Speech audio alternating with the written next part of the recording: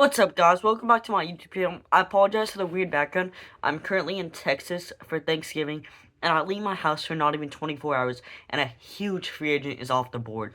I do think this will be the last one until at least after Christmas. There will be a few small trades and a few minor deals, but nothing big, because teams still need to get better, but the free agents normally wait, and this is just kind of crazy early for a big prospect like Dylan Cease.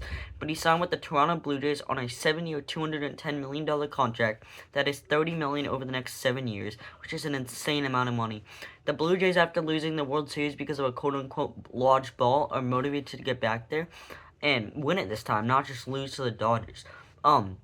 But the Dodgers signed Yoshimoto Yamamoto after winning the World Series. The Diamondbacks signed Jordan Montgomery after making it to the World Series. And the Blue Jays now signed Dylan Cease after making it to the World Series.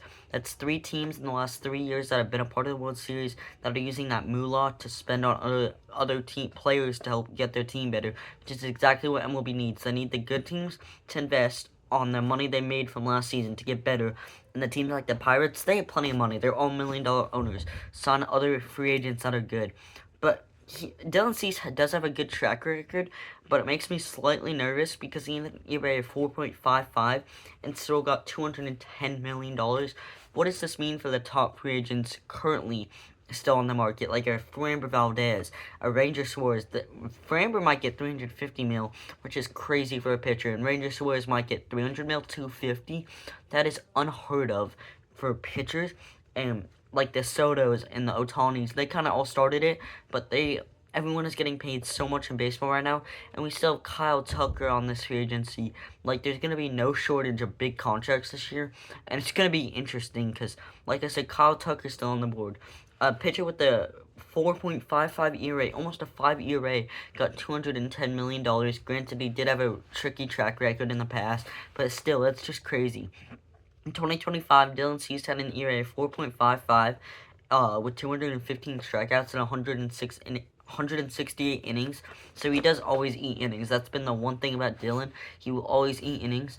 But his best year ever, 2022, he had an ERA of 2.20 with a WAR of 6.4 and 184 innings.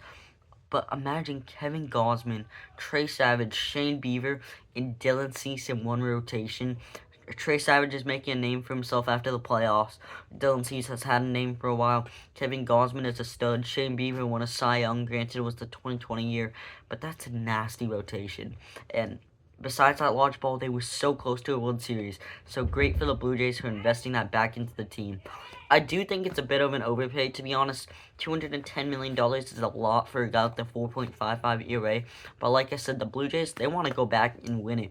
So the team might not see it as an overpay, especially with the money they made in that playoff run. But that's it for today's video. Let me know down in the comments what you think about this Dylan Cease deal. Thank you guys for watching. Have a great rest of your day. Peace.